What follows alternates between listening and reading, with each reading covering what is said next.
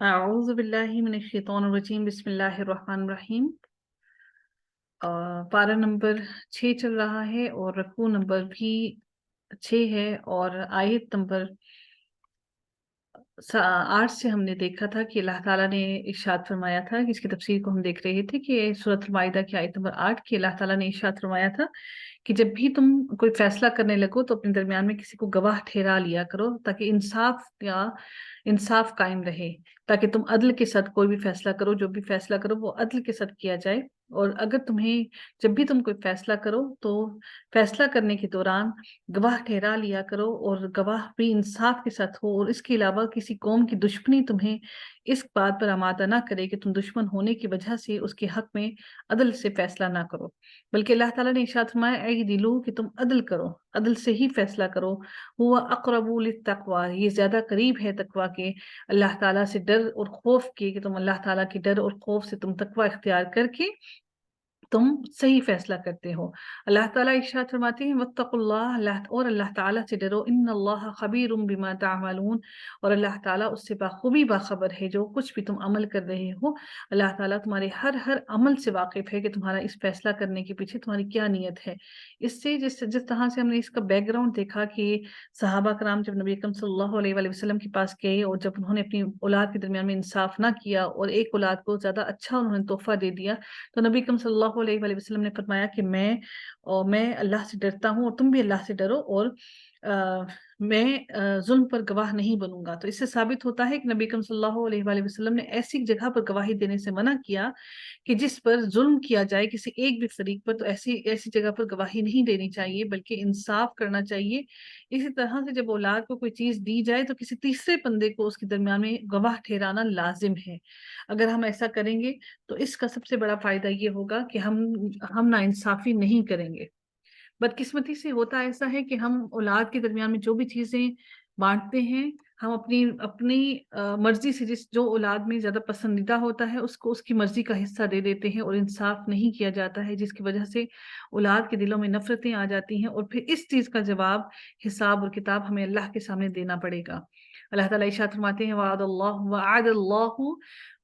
اللہ الذین آمنوا وعملوا الصالحات لهم مغفرۃ واجر عظیم۔ اللہ تعالیٰ ارشاد فرماتے ہیں کہ اللہ تعالیٰ کا وعدہ ہے کہ جو ایمان لائیں اور نیک کام کریں، ایک تو ایمان لے آئیں اور پھر نیک کام کریں، لہم مغفرۃ واجر عظیم، تو ان کے لیے مغفرت بھی ہے اور ان کے لیے اجر بھی بہت بڑا ہے۔ اب نیک عمل اللہ تعالیٰ نے وعدے کی پاسداری کے بعد، اور اللہ تعالیٰ نے اس کے بعد عدل کرنے کے بعد اللہ تعالیٰ نے اس کے بعد نیک عمل کے بارے میں حکم دیا، تو اس سے مطلب یہ ظاہر ہوتا ہے کہ اللہ تعالیٰ نے یہاں پر انصاف، اولاد کے ساتھ انصاف کرنے والوں کے لیے اللہ تعالیٰ نے ارشاد فرمایا کہ ان کے لیے اللہ تعالیٰ نے مغفرت بھی رکھی ہے ان کے سارے گناہوں کی، اور پھر اللہ تعالیٰ نے ان کے لیے اجر عظیم بھی تیار کر رکھا ہے۔ اب لیکن وہ لوگ جن لوگوں نے انکار کیا، اب ہم مسلمان بھی بہت سارے ایسے ہیں، اگر میں کچھ کہوں کہ 70 to 80% بھی کہوں تو یہ غلط نہ ہوگا کہ ہم مسلمان بھی ایسے ہیں جو اللہ تعالیٰ کی آیتوں کا انکار کرتے ہیں اور اولاد کے درمیان میں تفرقہ کرتے ہیں، ان کو برابر چیزیں نہیں دیتے ہیں۔ تو اللہ تعالیٰ ارشاد فرماتے ہیں ان لوگوں کے لیے والذین کفروا وکذبوا بآیاتنا، تو وہ لوگ جنہوں نے انکار کیا اور جھوٹ بولا، کس چیز کا جھٹلایا انہوں نے؟ ہماری آیات کو۔ تو اللہ تعالیٰ کی احکامات کو، اللہ تعالیٰ کی حدود کو پورا نہ کرنے والا تو پھر وہ اللہ کی آیات کو جھٹلانے والا ہی شامل ہوتا ہے۔ اگر نہیں مانتے، اس پر عمل نہیں کرتے، اس کو ایکسیپٹ نہیں کرتے، تو اس کا مطلب یہی ہے کہ وہ اس کو جھٹلانے والے ہیں۔ اولئک اصحاب الجحیم، تو یہ سارے کے سارے ساتھی ہیں کس کے؟ جہیم کے، اس جہنم کے جو سلگ رہی ہے، جو بہت ہی ہولناک ہے، جس کی ہولناکیوں سے فرشتوں نے بھی پناہ مانگی، جس کی ہولناکیوں سے جہنم نے خود پناہ مانگی۔ جہنم کے جو دربان ہیں، جو چوکیدار ہیں جہنم کے، وہ بھی فرشتے ہی ہیں، لیکن اللہ تعالیٰ نے جہنم کے لیے خاص قسم کے فرشتے جو بہت ہی ہولناک اور بہت ہی خوفناک قسم کے فرشتے ہیں، وہ اللہ تعالیٰ نے تیار کر رکھے ہیں۔ اللہ تعالیٰ ارشاد فرماتے ہیں اور خاص طور پر ان فرشتوں کے دلوں میں اللہ تعالیٰ نے رحم نہیں ڈالا، ان کے اندر اللہ تعالیٰ نے رحم نہیں ڈالا ان فرشتوں میں۔ اللہ تعالیٰ ارشاد فرماتے ہیں یا ایھا الذین آمنوا اذکروا نعمت اللہ علیکم اذ ہم قوم ان یبسطوا الیکم ایدیہم فکف ایدیہم عنکم، اللہ تعالیٰ ارشاد فرماتے ہیں اس آیت کا شان نزول اگر ہم دیکھیں تو اس کے بارے میں مفسرین مختلف روایات بتاتے ہیں. اس کے بارے میں کچھ کہتے ہیں کہ اس میں ایک جو روایت ہے وہ یہ ہے کہ اس میں ایک عرابی کا واقعہ بیان کرتے ہیں کہ رسول اللہ صلی اللہ علیہ وآلہ وسلم سفر سے واپسی پر ایک درخت کے سائے میں آرام فرما رہے تھے اور تلوار درخت سے لٹکی ہوئی تھی. تو عرابی نے کیا کیا کہ تلوار پکڑ کر آپ صلی اللہ علیہ وآلہ وسلم پر تان دی اور کہنے لگا اے محمد آپ کو مجھ سے کون بچائے گا؟ آپ صلی اللہ علیہ وآلہ وسلم نے فرمایا اللہ، یعنی اللہ مجھے بچائے گا. یہ کہنا تھا نبی کریم صلی اللہ علیہ وآلہ وسلم کا کہ تلوار اس کے ہاتھ سے گر گئی. اور اس کے بارے میں بعض کہتے ہیں کہ قاب بن اشرف اور اس کے ساتھیوں نے نبی کریم صلی اللہ علیہ وآلہ وسلم اور آپ کے اصحاب کے خلاف، جبکہ آپ صلی اللہ علیہ وآلہ وسلم وہاں پر ان کے درمیان میں تشریف رکھے ہوئے تھے، بیٹھے ہوئے تھے، دھوکہ اور فریب سے آپ کو نقصان پہنچانے کی سازش کی، جس سے اللہ تعالیٰ نے آپ صلی اللہ علیہ وآلہ وسلم کو بچا لیا. اور بعض کہتے ہیں کہ ایک مسلمان کے ہاتھوں غلط فہمی سے جو 2 آمری شخص قتل ہو گئے تھے، ان کی دیت کی ادائیگی میں یہودیوں کے قبیلے بنو نذیر سے معاہدہ جو کیا گیا تھا اس معاہدے میں تعاون لینا تھا. اس کے لیے نبی کریم صلی اللہ علیہ وآلہ وسلم اپنے رفقا یعنی کہ اپنے دوستوں اور اپنے رفقا جو اصحاب تھے ان کے ساتھ وہاں تشریف لے گئے اور ایک دیوار کے ساتھ ٹیک لگا کر بیٹھے ہوئے تھے کہ انہوں نے ان یہودیوں نے یہ سازش کی کہ اوپر سے چکی کا پتھر آپ صلی اللہ علیہ وآلہ وسلم پر گرا دیا جائے، جس سے اللہ تعالیٰ نے آپ صلی اللہ علیہ وآلہ وسلم کو وحی نازل کر کے آگاہ کر دیا. اور یہ بھی ممکن ہے کہ یہ سارے کے سارے واقعات ہوئے ہوں اور پھر ان سارے واقعات پر اللہ تعالیٰ نے یہ آیت نازل فرمائی کہ اللہ تعالیٰ نے ارشاد فرمایا کہ اے ایمان والو، اللہ تعالیٰ نے جو تم پر احسان کیا ہے اسے یاد کرو کہ جب کہ ایک قوم نے تم پر دست درازی کرنی چاہی، ایک قوم نے ایدیہم فکف این یبسطو کہ وہ پھیلا رہے تھے تمہارے اوپر، الیکم تمہارے اوپر اپنے ہاتھ پھیلا رہے تھے، فکف ایدیہم عنکم تو اللہ تعالیٰ نے ان کے ہاتھوں کو تم سے روک دیا، تو اللہ تعالیٰ نے ان کے ہاتھوں کو تم تک پہنچنے سے روک دیا. تو اللہ تعالیٰ ارشاد فرماتے ہیں واتقوا اللہ اور ڈرو اللہ تعالیٰ سے، وعلی اللہ فلیتوکل المؤمنون اللہ تعالیٰ ارشاد فرماتے ہیں اور اللہ تعالیٰ سے ڈرتے رہو اور مومنوں کو اللہ تعالیٰ ہی پر بھروسہ کرنا چاہیے. یہاں پر ہمارا 6واں رکوع مکمل ہوتا ہے اور 7واں رکوع شروع ہوتا ہے. دیکھتے ہیں کہ یہ 7واں رکوع جو ہے یہ پورا کا پورا بنی اسرائیل کے بارے میں ہے. یہاں پر جو پچھلا ہم نے رکوع پڑھا وہ سارا کا سارا ہم نے رکوع پڑھا ہے کس کے بارے میں؟ ہم نے پڑھا ہے اعتدال عدل کرنے کے بارے میں، اعتدال سے کام لینے کے بارے میں. اور وہ چاہے عدل کسی بھی قوم کے ساتھ ہو، چاہے وہ عیسائی ہوں، یہودی ہوں، مسلمان ہوں، کسی بھی قوم سے ہو، تو ان کے درمیان اللہ تعالیٰ نے عدل کا فیصلہ کرنے کا حکم دیا ہے. اب جو اگلا رکوع شروع ہوتا ہے یہ سارا کا سارا بنی اسرائیل کے بارے میں ہے کہ اب اس رکوع کے اندر ہم دیکھتے ہیں کہ اللہ تعالیٰ کیا ارشاد فرماتے ہیں وَلَقَدْ أَخَذَ اللَّهُ مِيثَاقَ بَنِي إِسْرَائِيلَ اللہ تعالیٰ ارشاد فرماتے ہیں کہ اور اللہ تعالیٰ نے بنی اسرائیل سے عہد و پیمان لیا، پکا عہد لیا. وَبَعَثْنَا مِنْهُمْ 12 نَقِيبًا تو حضرت موسیٰ علیہ السلام نے کیا کیا کہ حضرت موسیٰ علیہ السلام جبابرہ سے قتال کے لیے تیار ہوئے تو انہوں نے اپنی قوم کے 12 قبیلوں پر 12 نقیب مقرر فرمائے. 12 نقیباً تو 12 قبیلوں پر 12 نقیب مقرر فرمائے اور تاکہ وہ انہیں جنگ کے لیے تیار بھی کریں اور ان کی قیادت اور رہنمائی بھی کریں کہ ان کو سکھائیں کہ جنگ میں کس طرح سے انہوں نے آگے بڑھنا ہے اور کس طرح سے جنگ کرنی ہے. تو اللہ تعالیٰ ارشاد فرماتے ہیں وقال اللہ انی معکم تو اللہ تعالیٰ ارشاد فرماتے ہیں کہ اور اللہ تعالیٰ نے فرما دیا کہ یقیناً میں تمہارے ساتھ ہوں. لیکن کس وقت ساتھ ہوں؟ لَإِنْ أَقَمْتُمُ الصَّلَاةَ وَآتَيْتُمُ الزَّكَاةَ اللہ تعالیٰ ارشاد فرماتے ہیں کہ کب؟ یقیناً میں تمہارے ساتھ ہوں اگر تم نماز قائم رکھو گے اور زکوٰۃ دیتے رہو گے، وَآمَنْتُمْ بِرُسُلِي اور میرے رسولوں کو مانتے رہو گے، وَعَزَرْتُمُوهُمْ وَأَقْرَضْتُمُ اللَّهَ قَرْضًا حَسَنًا تو اللہ تعالیٰ ارشاد فرماتے ہیں کہ اور ان کی مدد کرتے رہو گے، رسولوں کی مدد کرتے رہو گے اور اللہ تعالیٰ کو بہتر قرض حسنہ عطا دو گے، قرض حسنہ دیتے رہو گے. لا اکفرن عنکم سیئاتکم ولا ادخلنکم جنات تجری من تحتها الانہار اللہ تعالیٰ ارشاد کرتے ہیں فرماتے ہیں کہ اگر تو تم نماز بھی ادا کرو گے زکوٰۃ بھی ادا کرو گے، نماز قائم کرو گے، زکوٰۃ دو گے، اور میرے رسولوں کو مانتے بھی رہو گے، ان کی تائید بھی کرتے رہو گے، ان کی مدد بھی کرتے رہو گے، اور قرض حسنہ بھی دو گے، تو اللہ تعالیٰ ارشاد فرماتے ہیں کہ میں تم سے تمہاری ساری کی ساری برائیوں کو دور کر دوں گا، اور تمہیں اس جنت میں داخل کروں گا جس کے نیچے سے نہریں بہتی ہیں۔ ومن کفر بعد ذلك منكم فقد ضل سواء السبیل، اللہ تعالیٰ ارشاد فرماتے ہیں کہ اب اس عہد و پیمان کے بعد تم میں سے جو کوئی بھی انکاری ہو جائے، جو کوئی بھی اس عہد کرنے کے بعد انکار کرے، تو وہ در حقیقت اصل رستے سے بھٹک گیا۔ عہد کون سا؟ یہ اللہ تعالیٰ نے یہ سارے عہد لیے۔ کیا عہد لیے؟ نماز قائم کرنے کا، زکوٰۃ کا، رسولوں کی تائید کرنے کا، ان کی مدد کرنے کا، قرض حسنہ دینے کا۔ اگر یہ سارے کے سارے کام تم نے کیے تو تب اللہ تعالیٰ تمہارے ساتھ ہوگا اور تمہاری مدد بھی کرے گا۔ تو جب اللہ تعالیٰ نے مدد کرنے کا اعلان کر دیا تو پھر لیکن اگر یہ سارے کے سارے کام کرنے کے بعد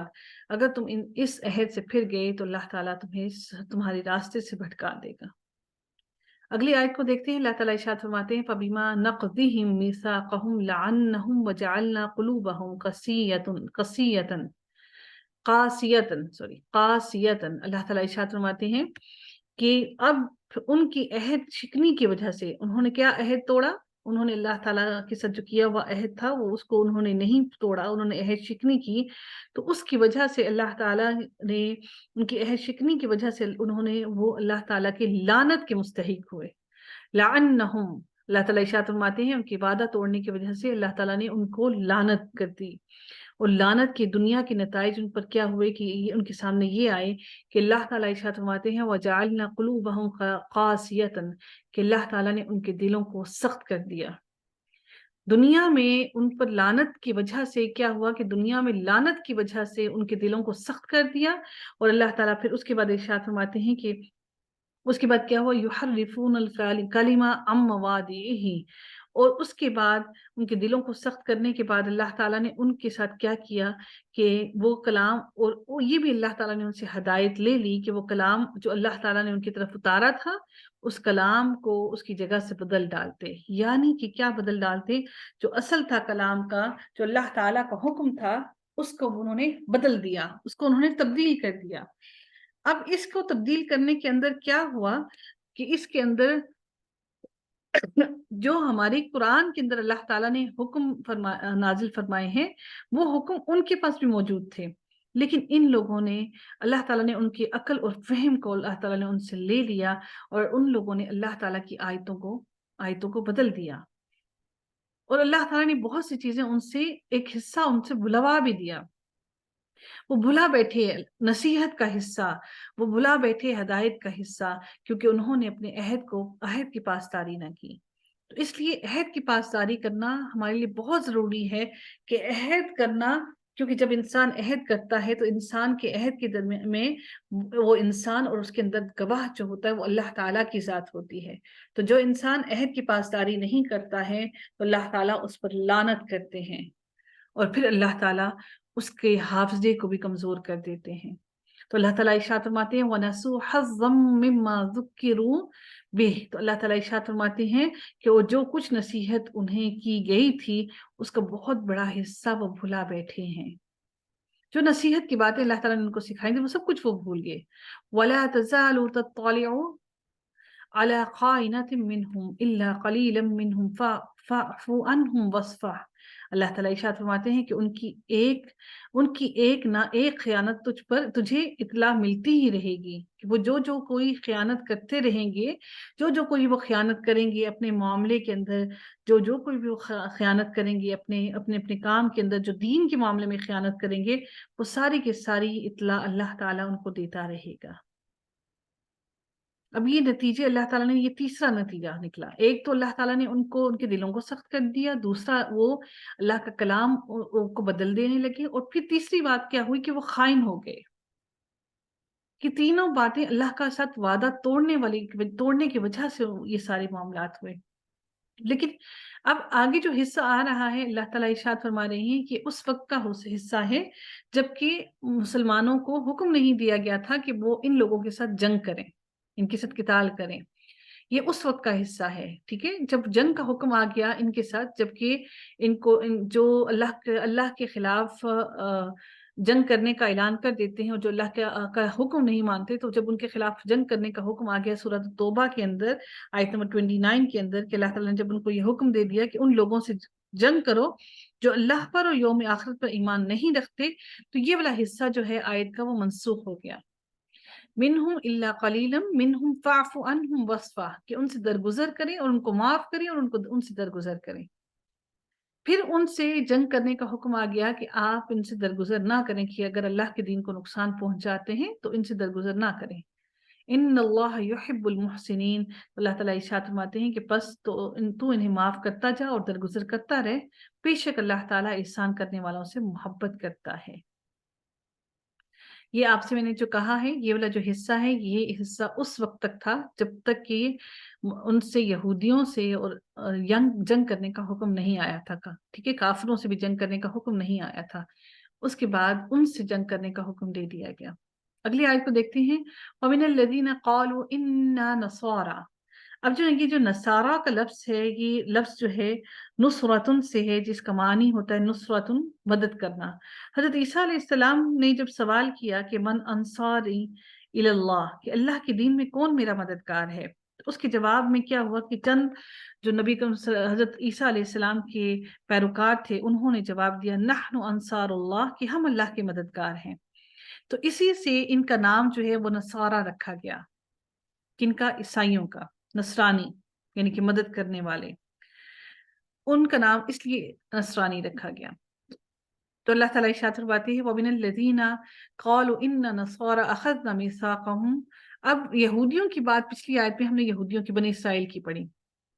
اب اگلی بات پڑھ رہے ہیں ہم لوگ ان کی جو نصارہ ہیں، کہ انہوں نے کیا کیا، وہ بھی اللہ تعالیٰ کے ساتھ جو انہوں نے عہد کیا تھا وہ بھی اس کو بھول گئے، انہوں نے بھی اس عہد کو توڑ دیا۔ کیا عہد انہوں نے عہد توڑا؟ یہودیوں نے کیا کیا کہ اللہ تعالیٰ کی آیتوں کو جھٹلایا اور اللہ کے ساتھ شریک ٹھہرایا۔ حضرت عزیر علیہ السلام کو انہوں نے اللہ کا بیٹا مقرر کر دیا، اور عیسائیوں نے کیا کیا، حضرت عیسیٰ علیہ السلام کو اللہ کا بیٹا مقرر کر دیا۔ اصل دین کی اہمیت کو وہ بھول گئے، تو اب اللہ تعالیٰ نے اس کے عوض میں اللہ تعالیٰ نے کیا کیا کہ پھر ان کے ساتھ بھی یہی معاملہ ہوا کہ انہوں نے بھی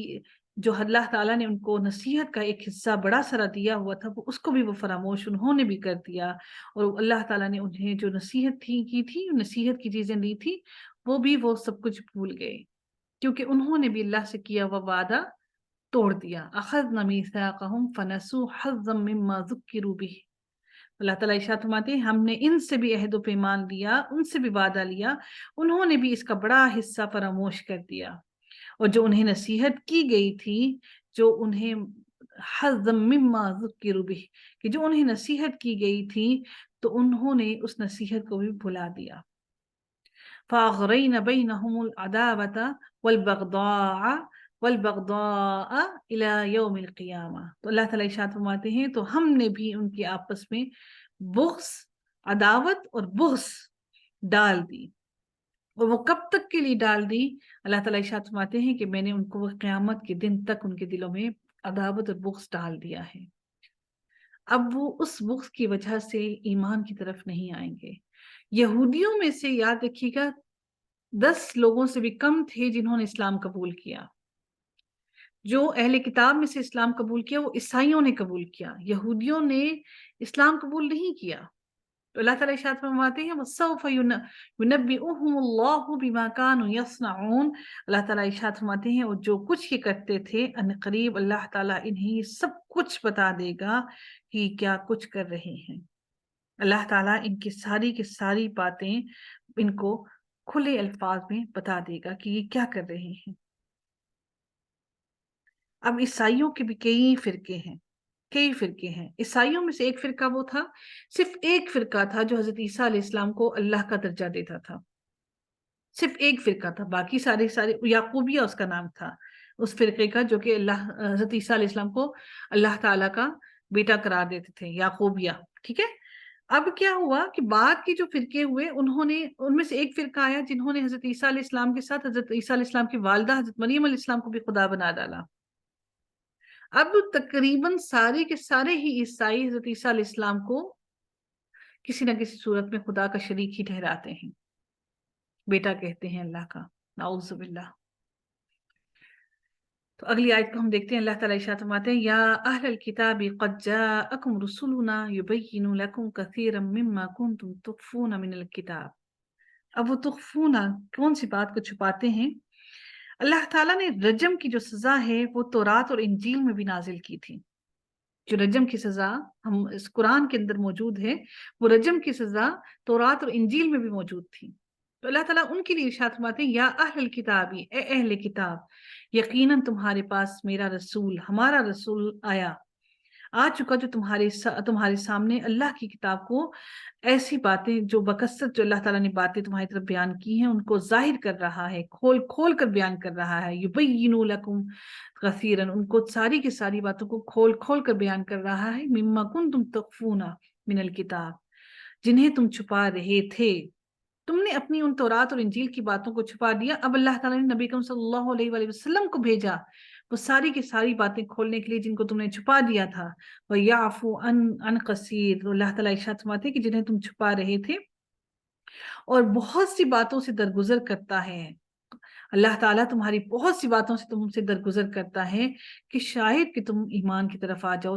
تم واپس پلٹ آؤ۔ حالانکہ اللہ جانتا ہے کہ تم ایمان کی طرف نہیں آ رہے، لیکن اللہ تعالیٰ کوئی حجت نہیں بنانا چاہتا تمہارے خلاف، کہ تم کوئی حجت نہ بنا لو کہ ہمارے پاس تو کوئی نبی آیا ہی نہیں تھا، ہمیں تو کسی نے ہدایت دکھائی ہی نہ تھی۔ اللہ تعالیٰ ارشاد فرماتے ہیں، قد جاءکم من اللہ نور و کتاب مبین۔ اللہ تعالیٰ ارشاد فرماتے ہیں تمہارے پاس اللہ تعالیٰ کی طرف سے نور اور واضح کتاب آ چکی ہے۔ اب کچھ لوگ جو ہیں اہل بدعت جو ہیں، ان کو اہل بدعت ہی کہوں گی، کہ وہ اس نور سے مراد حضرت محمد صلی اللہ علیہ وآلہ وسلم کو لیتے ہیں، اور وہ کہتے ہیں کہ نبی اکرم صلی اللہ علیہ وآلہ وسلم نور سے پیدا کیے گئے۔ اگر وہ یہ کہتے ہیں کہ نبی اکرم صلی اللہ علیہ وآلہ وسلم کو نور سے پیدا کیا گیا، تو وہ اس بات کی بھی نفی کرتے ہیں جس میں نبی اکرم صلی اللہ علیہ وآلہ وسلم نے خود فرمایا کہ میں ایک بشر ہوں، ایک انسان ہوں۔ اس کے بعد وہ یہ کچھ اہل بدعت جو ہیں وہ یہ بھی احادیث لے کر آتے ہیں کہ کہتے ہیں کہ اللہ تعالیٰ نے سب سے پہلے زمین کائنات کو بنانے سے پہلے اللہ تعالیٰ نے اپنے ساتھ سے نور کو الگ کر کے رکھ دیا، اور نبی اکرم صلی اللہ علیہ وآلہ وسلم کا نور سے پیدا کیا، اور پھر اللہ تعالیٰ نے ان کے نور سے پوری دنیا کو، پوری کائنات کو بنایا۔ اگر یہ بات ہے تو وہ اس حدیث کی بھی نفی کرتے ہیں، اور قرآن میں ایک آیت بھی ہے والقلم، جس میں اللہ تعالیٰ قلم کی قسم اٹھاتے ہیں، اور نبی اکرم صلی اللہ علیہ وسلم نے فرمایا کہ اللہ تعالیٰ نے زمین و کائنات اور ساری کی ساری کائنات میں سب کچھ بنانے سے پہلے اللہ تعالیٰ نے قلم کو بنایا، اور پھر قلم کو حکم دیا کہ تو لکھتا جا، اور پھر قلم لکھتا گیا۔ تو اگر تو یہ ایسا ہوتا کہ یہ نور حضرت محمد صلی اللہ علیہ وآلہ وسلم کی نور کی بات کی جا رہی ہوتی، تو پھر یہاں پر لفظ یہ نہ ہوتا کہ نور ہے، بلکہ نور کے ساتھ واو کا لفظ نہ آتا، عطف نہ ہوتا اس کے ساتھ، بلکہ یہ ہوتا یہدی بہم اللہ، کہ اللہ تعالیٰ اس سے جس کو چاہتا ہے وہ ہدایت دیتا ہے، یعنی کہ پھر یہ الگ ہوتا، وہ کتاب مبین، ان دونوں سے اللہ تعالیٰ جو ہے ہدایت دیتا۔ تو یہ نور جو ہے یہ بیسکلی نور کہ کتاب و مبین جو ہے اللہ تعالیٰ نے اس کتاب سے، اللہ تعالیٰ کی قرآن سے اللہ تعالیٰ نے اس قرآن کو نور، یعنی کہ ہدایت کا نور اور کھلا نور اللہ تعالیٰ نے اس کو قرار دیا کہ اس کتاب سے، قرآن سے ہم ہدایت حاصل کریں گے۔ تو یہ دونوں جو صفات ہیں نور کی اور مبین کی، یہ دونوں قرآن کی ہیں، یعنی کہ ہدایت کا نور ہمیں قرآن سے ملے گا۔ اب اسی بات کی تفصیل اگلی آیت میں اللہ تعالیٰ ارشاد فرماتے ہیں، اسی بات کو آگے ڈیٹیل میں اللہ تعالیٰ اس کو آگے بیان فرما رہے ہیں، یہدی بہ اللہ من اتبع رضوانہ سبل السلام۔ اللہ تعالیٰ ارشاد فرماتے ہیں کہ اللہ تعالیٰ ہدایت دیتا ہے، اللہ رب العزت اس نور کے ذریعے، جس کے ذریعے سے اللہ تعالیٰ نے انہیں جو اللہ کی رضا، اللہ رب کی رضا کو حاصل کرنا چاہتے ہیں، تو اللہ تعالیٰ ان کو سبل السلام، سلامتی والے راستہ دکھاتا ہے، جو ہدایت حاصل کرنا چاہتے ہیں۔ وَيُخْرِجُهُم مِّنَ الظُّلُمَاتِ إِلَى النُّورِ، تو اللہ تعالیٰ ان کو پھر اندھیروں سے، گمراہی کے اندھیروں سے نکال کر نور کی طرف لے آتا ہے، جس میں الحمدللہ اللہ تعالیٰ نے آج آپ کو اور مجھے شامل کیا ہے، ثم الحمدللہ۔ وَيَهْدِيهِمْ إِلَى صِرَاطٍ مُسْتَقِيمٍ، اور پھر اللہ تعالیٰ اس سے ہدایت دیتا ہے ہم سب کو سیدھے رستے کی طرف، اس قرآن کی نور سے۔ تو پھر سوچیے اس قرآن کا علم حاصل کرنا کتنا ضروری اور اہم ہے۔ اللہ تعالیٰ ارشاد فرماتے ہیں اگلی آیت کے اندر، لَقَدْ كَفَرَ الَّذِينَ قَالُوا إِنَّ اللَّهَ هُوَ الْمَسِيحُ ابْنُ مَرْيَمَ۔ اللہ تعالیٰ اب اس آیت میں ارشاد فرماتے ہیں یقیناً وہ لوگ کافر ہو گئے جنہوں نے کہا کہ اللہ ہی مسیح ابن مریم ہے، کہ انہوں نے مسیح ابن مریم کو اللہ بنا دیا۔ قُلْ فَمَن يَمْلِكُ مِنَ اللَّهِ شَيْئًا، تو اللہ تعالیٰ ارشاد فرماتے ہیں آپ ان سے کہہ دیجئے، اے نبی آپ ان سے کہہ دیجئے کہ اگر اللہ تعالیٰ مسیح بن مریم اور اس کی والدہ اور روئے زمین کے سب لوگوں کو ہلاک کر دینا چاہے تو قُلْ فَمَن يَمْلِكُ مِنَ اللَّهِ شَيْئًا إِنْ أَرَادَ أَن يُهْلِكَ الْمَسِيحَ ابْنَ مَرْيَمَ وَأُمَّهُ وَمَن فِي الْأَرْضِ جَمِيعًا وَلِلَّهِ مُلْكُ السَّمَاوَاتِ وَالْأَرْضِ وما بینہما۔ تو اللہ تعالیٰ اگر سب چیزوں کو ہلاک کرنا چاہے تو جو اللہ تعالیٰ اس سب پر اختیار رکھتا ہے، اس سب کو ختم کرنے پر اختیار رکھتا ہے۔ یخلق ما یشاء واللہ علی کل شیء قدیر، آسمانوں اور زمین اور دونوں کے درمیان کا کل ہر چیز کا مالک اللہ تعالیٰ ہی ہے، اور وہ جو چاہتا ہے پیدا کرتا ہے، اور اللہ تعالیٰ ہر چیز پر قادر ہے۔ جس کے لیے میں نے ابھی آپ لوگوں کو بتایا تھا کہ ایک فرقہ جو یعقوبیہ تھا، وہ فرقہ حضرت عیسیٰ علیہ السلام کو اللہ قرار دیتا تھا۔ یعقوبیہ، یاد رکھیے گا، یعقوبیہ وہ فرقہ تھا جو کہ حضرت عیسیٰ علیہ السلام کو اللہ کا بیٹا قرار دیتا تھا۔ اس کے بعد اب سارے کے سارے جو عیسائی ہیں وہ سب اللہ کا بیٹا کہتے ہیں ان کو۔ اب یہ بات ہو گئی، اس کے بعد انہوں نے کیا کہا، وقالت الیہود والنصارى، اور یہودیوں نے کس کو اللہ کا بیٹا بنا دیا، نعوذ باللہ، حضرت عزیر علیہ السلام۔ اس کے بعد وہ کیا کہنے لگے کہ یہود اور نصارہ نے کہا کہ ہم سب کے سب اللہ کے بیٹے ہیں، وَأَحِبَّاؤُهُ، اور انہوں نے کیا کہا کہ ہم اللہ کے بیٹے بھی ہیں اور اس کے دوست بھی ہیں۔ یا پھر اس کے بارے میں کچھ یہ کہتے ہیں، روایت یہ دیتے ہیں کہ اس کے اندر لفظ ہے اتباع ابناء اللہ، کہ ہم اللہ کے بیٹوں کے پیروکار ہیں، کہ اللہ کے نعوذ باللہ جو بیٹے حضرت عیسیٰ علیہ السلام جنہوں نے انہیں بنایا تھا، اور حضرت عزیر علیہ السلام، ان کے یعنی کہ اللہ کے نعوذ باللہ نعوذ باللہ نعوذ باللہ ان اللہ کے بیٹوں کے پیروکار ہیں۔ اب اللہ تعالیٰ ارشاد فرماتے ہیں کہ اگر تو تم یہ سمجھتے ہو، یہود اور نصارہ جو کہتے ہیں کہ ہم اللہ کے بیٹے ہیں، تو اب وہ کہتے ہیں، اللہ تعالیٰ اب ان کے لیے ارشاد فرماتے ہیں کہ اللہ تعالیٰ کہتے ہیں نبی کریم صلی اللہ علیہ وسلم سے آپ ان سے کہہ دیجئے، قل، اگر تو ایسا ہے، فلیما، تو کیوں نہیں، کیوں یعذبکم بذنوبکم، تو اللہ تعالیٰ تمہیں پھر کیوں تمہارے گناہوں کی سزا دیتا ہے؟ اگر تو ایسا ہے تو پھر تو تم ان کی چہیتے ہو، تو پھر اللہ تعالیٰ تمہیں سزا کیوں دیتا ہے؟ بل انتم بشر ممن خلق، بلکہ تم تو ایک بشر ہو، تم تو ایک وہ انسان ہو جس کو اللہ تعالیٰ نے تخلیق کیا، جس کو اللہ تعالیٰ نے بنایا ہے۔ یغفر لمن یشاء ویعذب من یشاء، اللہ جس کو چاہتا ہے بخش دیتا ہے، اور جس کو چاہتا ہے وہ عذاب دیتا ہے۔ وَلِلَّهِ مُلْكُ السَّمَاوَاتِ وَالْأَرْضِ وَمَا بَيْنَهُمَا، اور یہ جو کچھ بھی آسمانوں اور زمین میں ہے اور جو کچھ ان دونوں کے درمیان میں ہے، اللہ تعالیٰ ان سب کا مالک ہے۔ وَإِلَيْهِ الْمَصِيرُ، تو اس رب کی طرف ہی سب کے سب کو پلٹ کر جانا ہے، آپ کو، مجھے، اور آسمان اور زمین کی کائنات کی ہر چیز کو۔ یا اہل الکتاب قد جاءکم رسولنا، اللہ تعالیٰ ارشاد فرماتے ہیں کہ اے اہل کتاب، جب تمہارے پاس میری طرف سے ایک رسول آ گیا، لکم علی فترۃ من الرسل، اب یہ فترۃ جو ہے یہ ایک وقفہ تھا جو کہ حضرت عیسیٰ علیہ السلام اور نبی کریم صلی اللہ علیہ وآلہ وسلم کے درمیان کا جو وقت کا فرق، وقت کا جو وہ تھا، وقت کا جو گیپ تھا، اس کو فترت کہا جاتا ہے، فا تا اور را اور تا، فترت، یہ جو لفظ ہے فترت، جو کہ 570 سال کچھ کہتے ہیں اور کچھ 600 سال کہتے ہیں، اس عرصے کو فترت کا عرصہ کہا جاتا ہے، ٹھیک ہے۔ تو اللہ تعالیٰ ارشاد فرماتے ہیں کہ اے اہل کتاب، ہمارے رسول تمہارے پاس رسولوں کی آمد کے ایک وقفے کے بعد آپ پہنچا ہے، یہ جو ہمارا رسول نبی کریم صلی اللہ علیہ وسلم کی بات کی جا رہی ہے، یہ ایک وقفے کے بعد تمہارے پاس آپ پہنچا ہے، اور یہ کیوں آیا ہے؟ ان تقولوا، کہ جو تم یہ اس لیے آیا ہے کہ جو تمہارے لیے صاف صاف بیان کر رہا ہے کہ تمہیں وہ سب کچھ بتا رہا ہے، ما جاءنا من بشیر ولا نذیر، کہ جو کچھ تمہارے پاس آیا ہے، جو خوشخبریاں اور جو کچھ تمہیں ڈرانے کے لیے، تمہیں بتانے کے لیے آیا ہے، تو اللہ تعالیٰ ارشاد فرماتے ہیں فقد جاءکم بشیر ونذیر نذیر واللہ علی کل شیء قدیر۔ تو اللہ تعالیٰ ارشاد فرماتے ہیں کہ تاکہ یہ تمہاری یہ بات نہ رہ جائے کہ ہمارے پاس کوئی بھی بھلائی برائی سنانے والا آیا ہی نہیں، کہ تم یہ نہ کہو اللہ تعالیٰ پر ان تقولوا ما جاءنا، کوئی آیا ہی نہیں ہمارے پاس کوئی خوشخبری دینے والا جنت کی اور ڈرانے والا جہنم سے۔ فقد جاءکم بشیر و نذیر، تو اللہ تعالیٰ ارشاد فرماتے ہیں کہ اب تو یقیناً خوشخبری سنانے والا اور ڈرانے والا آ گیا ہے۔ واللہ علی کل شیء قدیر، اور اللہ رب العزت ہر چیز سے واقف ہے اور وہ ہر چیز پر قادر ہے۔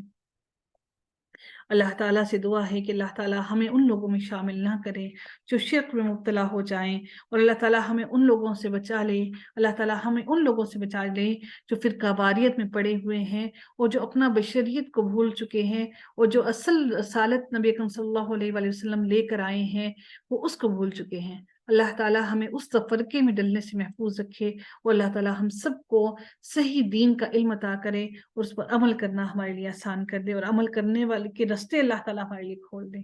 آمین یا رب العالمین۔ اللہ تعالیٰ ہم سب کو فاسد عقیدے سے محفوظ رکھے۔ وصلی اللہ تعالی علی خیرہ خلقہ اجمعین برحمتک یا ارحم الراحمین۔ سبحانک اللہم وبحمدک، نشہد ان لا الہ الا انت، نستغفرک ونتوب الیک۔ السلام علیکم ورحمۃ اللہ وبرکاتہ۔